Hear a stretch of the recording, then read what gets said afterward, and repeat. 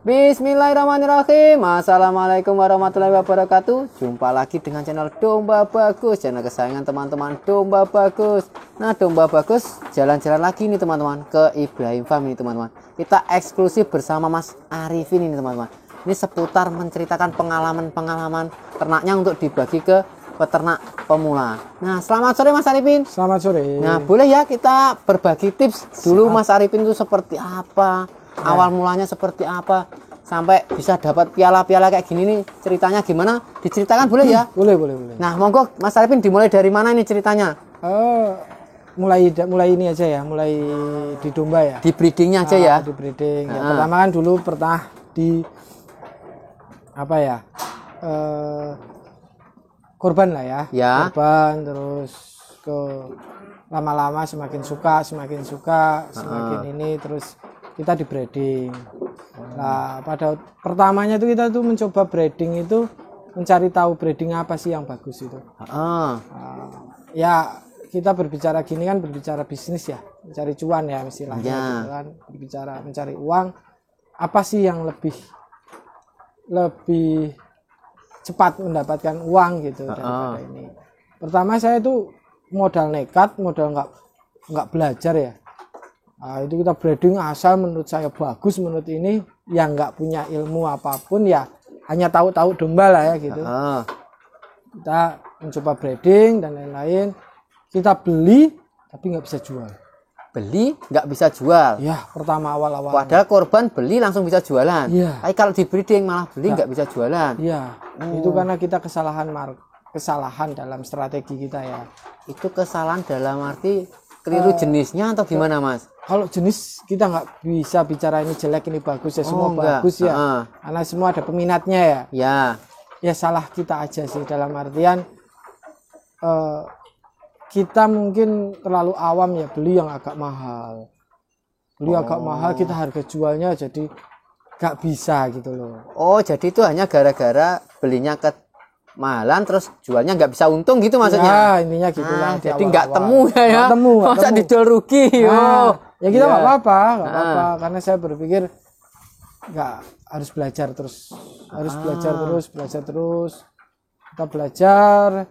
Ada beberapa orang yang mensupport kita dari peternakan. Boleh saya sebutkan atau berapa? Boleh, nggak apa-apa. Pertama itu ada Mas Ulin dari 7 Al-Fatih Farm sini, 7 Al-Fatih, terus Mas Handoko Magelang, Mas Asa Jogja, terus Mas Yun Wonosobo. Kita belajar, belajar beternak, terus lambat laun kita mencoba mencari domba-domba bagus. Kok kayaknya seni kontes ini bagus gitu loh. Kita mencari domba-domba kontes. Oh, jadi yang cari yang spek-spek kontes. Ya, terus kita kenal dengan beberapa senior saya kayak Kandang Jaraan, Pak Murianto, itu kita kenal. Terus habis itu jalan. Ya akhirnya kita ketemu ada Pak Luki di Banyuwangi, terus Pak Huda, Harjo Lestari, terus ada Pak Mario Bineka, Mas Ahmad Sragen. Nah, itu komunikasi terus, saya belajar, tanya terus akhirnya saya ketemu dengan Mbah Sutris atau Pak Anton Tamara. Nah, udah saya tanya, terus dari situ saya membuka wawasan saya lebih lebar lagi ya. Akhirnya dapat bahan-bahan yang jumbo, bahan-bahan bagus. Oh, kayaknya di sini nih saya. Ketemunya di situ. Gitu. Terus ya kita beli, mendatangkan beberapa domba. Terus pada akhirnya ternyata malah ada indenan. Indenan anak. Anak-anak. Wah. Oh, ternyata beli dari domba genetik bagus tuh ternyata ke bawahnya juga bagus gitu. Iya. Ternyata genetik itu nggak bohong gitu loh. Nah, selama ini kan orang-orang juga takut itu domba kok mahal-mahal, nanti yang beli siapa? Malah ini justru datang sendiri pembelinya, malah sendiri pada akhirnya gitu. Pada akhirnya dicari juga. Terus saya belajar untuk imporan ya. Pak Mario dengan Sulfok, dulu sama Pak Ahmad kita pengen dorper, sempat juga. Terus kita juga kerjasama dengan ada beberapa sakup. Domba sakup dengan Mas Udin, Mas Adit sama Mas Eko. Kita mencoba ini sama yang penting apa ya, peternak ini bisa bebarengan memajukan gitu loh. Enggak hanya sendiri ya. Hanya sendiri gitu. Nah, jadi saling mengisi lah ibaratnya ya. Kayak gitu. Kalau sebenarnya itu kan breeding gini yang kita hasilkan apa sih? Ya uang kan harusnya. Iya benar. Harusnya uang. Enggak, saya bisa menciptakan domba bagus tapi saya nggak bisa jual. Cuma katanya kalau kemarin itu saya muter ke apa itu Garum Farm itu kan didatengin orang Belanda. Katanya domba ini adalah mesin pengubah rumput jadi uang. Ya. Nah, jadi gitu kan. Ya. Jadi rumput aja bisa diubah menjadi uang loh dengan domba ini, teman-teman. Itu adalah mesin pencetak uang terbaik ini menurutnya. Jadi merubah daun-daunan aja bisa menjadi uang. Nah, Mas, kalau bercerita tadi yang awalnya nggak bisa jualan di awal itu. Kan beli mahal terus nggak bisa dijual itu gimana itu, Mas? Terus karena sebenarnya saya nggak punya market ya. Pada awalnya itu aja sih. Ya. Punya market karena belum punya siapa sih saya gitu. Lambat laun dengan ini belajar sama teman-teman, dibuka link ya alhamdulillah sampai sekarang. Kuncinya saya itu sabar, konsisten. Kalau kita nggak konsisten ya udah ambruk dari awal lah. Oh, jadi kalau saya simpulkan untuk peternak pemula ini lebih bagus menentukan segmen pasarnya dulu. Iya, pasarnya dulu yang pertama. Wah, luar biasa ini. Kalau kita hanya mengandalkan ideologinya kita ya, maksudnya kesukaan kita yang mana gitu, ya nanti akan larinya ke hobi. Ke hobi. Ya. Oh, iya. Terus pada waktu itu ada kesalahan nggak, Mas, di awal-awal itu tentang pakan atau pembuatan kandang gitu? Banyak sekali. Banyak. Ada yang mati, ada yang lahiran keceplos ini gitu kan, mati. Terus ada kata dokter kekurangan vitamin D, vitamin B, ya. Ini pada cahayanya di sini bagus sih, Mas. Ini bisa kekurangan vitamin D juga ternyata. Ya, kami dokter ada yang kejang, lahir mati. Ya, saya cuma apa ya? Ya, belajar terus aja. Luar biasa itu. Jadi dari itu kematian sampai sekarang atau sekarang sudah mulai normal? Mulai enggak. Sudah mulai turun gitu ya. Turun. Mati ada tetap ada. Pasti ada ya, namanya makhluk hidup ya. Makhluk hidup enggak bisa kita ini hidup terus enggak. Nah, terus dari itu, Mas, dari kematian itu, sampai berapa ekor itu, Mas? Kita di awal-awal itu. Awal pindah ke sini itu ya. Campuran ya sama warga di sini tuh, ada yang bilang ini Kak, ini tempatnya gini.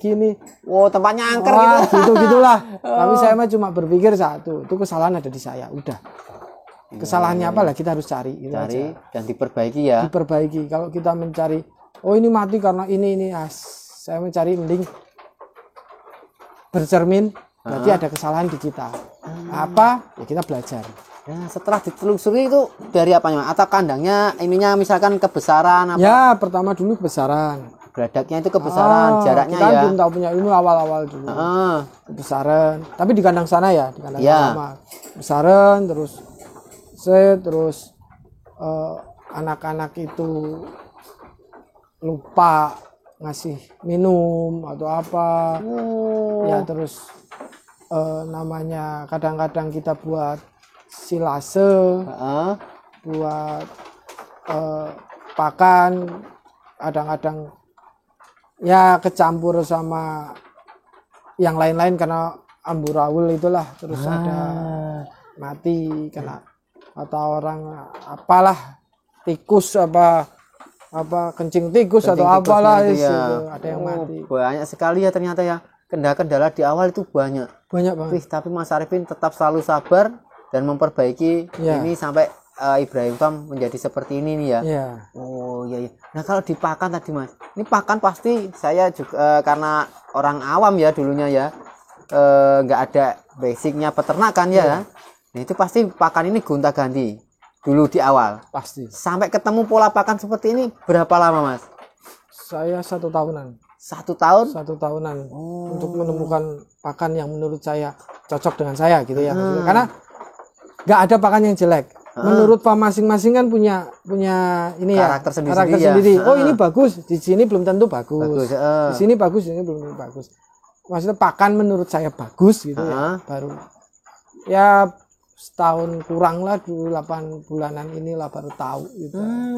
Ini mencoba sendiri atau meniru dari farm-farm lain Mas kayak gini? Tanya, tapi nggak semua ditelan mentah-mentah ya. Kita coba bandingkan mana yang bagus, mana yang ini. Akhirnya ketemulah. Wah, ketemu dengan formula yang pas ini ya. Iya. Kalau dulu apa Mas dulu pakannya? Apa pernah hijauan tok itu pernah nggak? Pernah. Pernah juga. Itu gara-gara lihat YouTube atau apa itu Mas kok sampai sempat dipikir pada makan? ini kan saya orang Jawa Barat ya pada aslinya. Saya kan juga banyak di rumah kan ada beberapa orang Jawa Barat juga di rumah itu pernah memelihara domba. Tapi domba Garut. Domba Garut. Nah, dan domba Garut kan lebih spesifiknya lebih banyak ke hijauan terus ya. Itu belajar dari situ. Lambat laun ya belajar, tahu namanya sentra. Sentra itu apa sih? Yang baik itu yang gimana? Yang jelek apa? Oh iya. Tapi konsentrat itu benar-benar penting tuh Mas untuk peternak yang modern saat ini Masnya di sistem kandang kayak gini loh, bukan yang diliar loh. Menurut saya penting. Menurut saya penting. Kan kebanyakan peternak pemula loh itu dipakani sentra atau dipakani duit. Tapi kan sebenarnya kita ngasih sentrat, ngasih pakan apapun kan pasti ada perhitungannya. Nah, nggak asal-asalan ya. Pasti ada perhitungannya. Kalau kita nggak ada hitungannya ya sama aja kita bunuh diri kan. Nah, iya. Benar.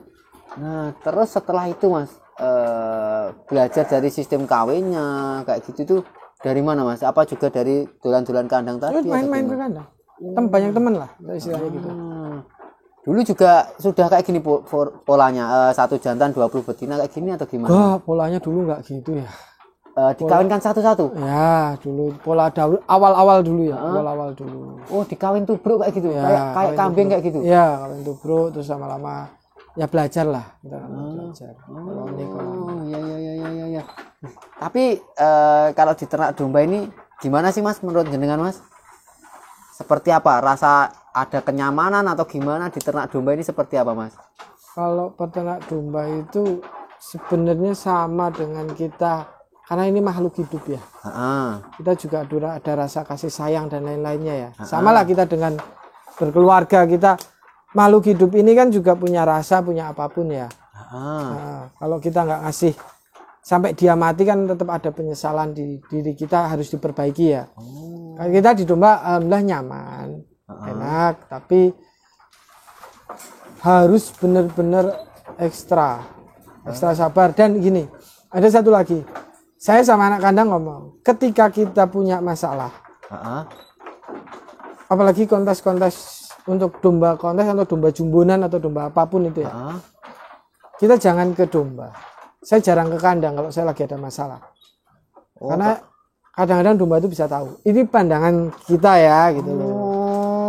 Domba itu jadi ya susah kita.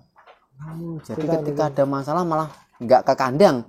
Ya, keluar dulu menyelesaikan masalahnya itu dulu ya. Baru main ke kandang, ketika di kandang ya kita ke kandang tuh pikiran dah los enak. Oh iya. Mas, nah kalau kita ngomongin sedikit boleh ya ini tentang pakan tadi loh. Dengan 80 ekor ini Mas. Kira-kira sebulan habis berapa Mas pakan itu Mas? Uangnya loh kalau diuangkan loh ini. Di pembukuan ya. Nah, kira-kira aja perkiraan. Saya nggak tahu pastinya ya. Wah, kalau sehari per ekor berapa kan hampir tahu tuh. Nanti kalau sebulan itu berapa biasanya? Kita coba itu kemarin 80 ekor itu sebulan itu berapa ya? 80 ekor kali kita maksimal itu dianggap 4.000 ya per hari. Berarti 120 ya per sebulannya ya. 8 kali 4 no Mas. Enggak, maksudnya per ekornya 120.000. Ya, berarti dikali 80. Ya, berarti kisaran 10 jutaan lah ya. 7 juta lebih, 10 juta lah. Nah, 10 jutaan itu ya. Oh, iya. Nah, ini kan peternak pemula itu kebanyakan kalau punya uang lah katakan 100 juta itu dibelikan domba semua. Pakannya nggak diperhatikan. Nah, akhirnya bingung itu. Iya, itu pakan. Banyak juga kayak gitu Mas. Banyak, saya juga belajar dulu gitu. Oh. Terus lama-lama kan saya punya bank pakan kan. Ya belajar lah dari itu kita. Harus ada bank pakannya dulu yang bagus gitu kan. kita persiapkan sambil jalan ya, karena udah jalan ya. Oh, kita persiapkan apa namanya, bang pakannya kita siapkan dan lain-lain.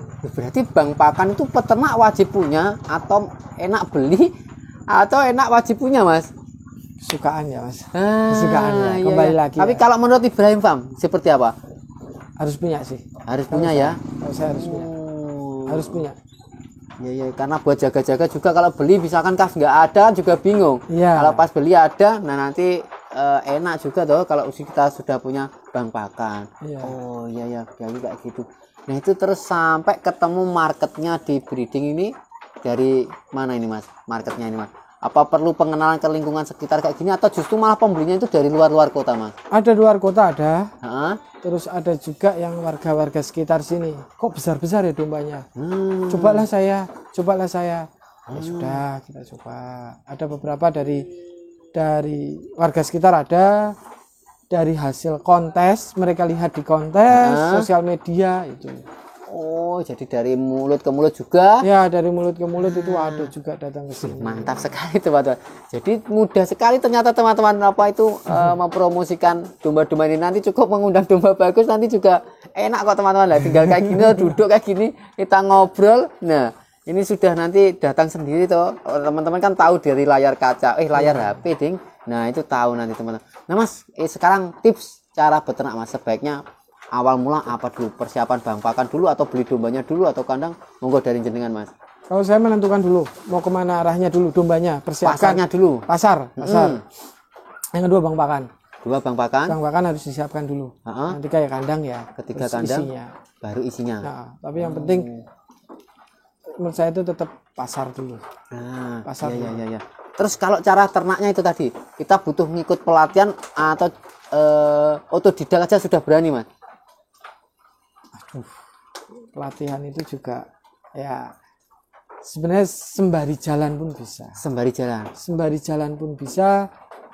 Banyak belajar.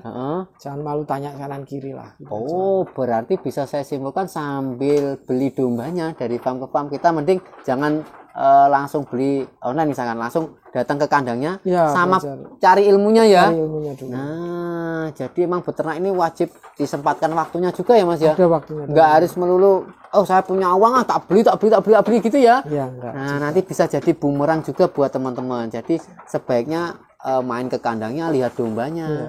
Nanti ngobrol-ngobrol pakannya seperti apa, boleh dan bercerita kayak gitu ya, Mas ya. Nah, itu tentunya Mas Arifin ini pasti sering ditanya. Nah, nanti ketika ditanya nanti tinggal ngasih itu aja video. Mas nonton ini aja.